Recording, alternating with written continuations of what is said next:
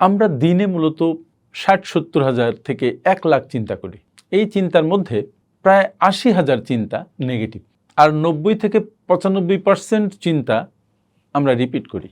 এখন নেগেটিভ যে চিন্তা, এটা যত বেশি রিপিটেড হতে থাকে তত আমাদের মস্তিষ্ক ভারী হতে থাকে, আমাদের মন ভারী হতে থাকে। একটা নেগেটিভ চিন্তা তোমার সারাদিনের কাজকে পণ্ডুল করে দিতে পারে। তাই বলা হয় তুমি মাথায় কি ঢালছো, তার মানে কেমন চিন্তা করছো সেটাই নির্ধারণ করছে তোমার কাজ কেমন হবে, তোমার ভবিষ্যৎ কেমন হবে ইভেন।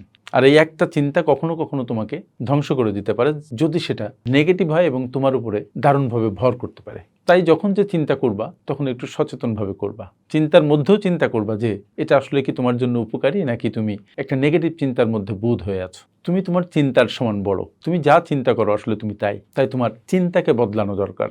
নেগেটিভ চিন্তাগুলো রিপ্লেস করা দরকার পজিটিভ চিন্তা দিয়ে।